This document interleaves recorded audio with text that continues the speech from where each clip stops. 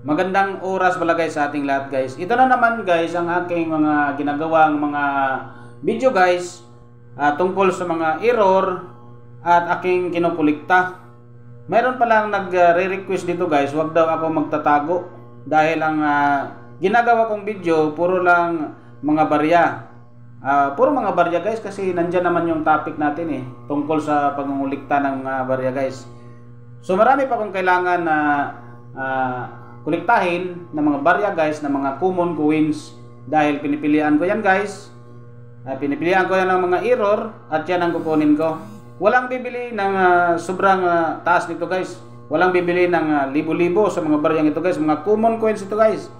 So sa akin lang guys, kinukulikta ko ito dahil kailangan ko guys. So yung mga nagkomento sa akin guys na nagtatago daw ako guys, hindi ko daw pinapakita ang aking mukha, pwede naman kayong bumisita sa aking profile guys. Sa uploader itong video na ito guys, pwede po kayong tumingin po doon guys. Marami po kayong makikita doon. Bisitahin nyo lang guys ang aking profile. So wala po akong tinatago dyan guys. Puntahan nyo lang at nang inyong malaman. Dahil hindi po ako scammer guys Palala guys, hindi po ako scammer. Unang-una, kinukulikta ko ang mga barya dahil kailangan ko. So depende niyan guys kung sino mapili ko guys. Number 1 dito sa atin, yung mga pinakamalapit, pwede yun. Yung mga nagbibinta rin ng mga coins guys, galingan nyo sa pag-alok guys para mapili kayo. Dahil sa pagbili guys, hindi naman tayo basta-bastang bumili kung hindi naman natin gusto.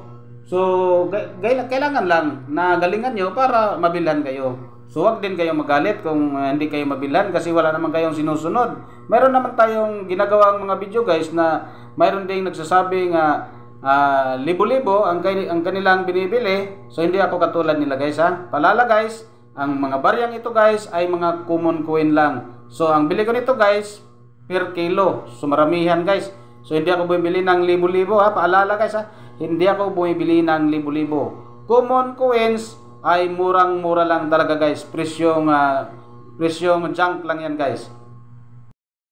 So kung mayroon mang nangangarap na mabilhan ng libo-libo, so kailangan yung mga barya nyo guys, pa-certify nyo muna bago kayo magbenta ng libo-libo. At isalin nyo doon sa ating mga subastahan or sa auction guys ba.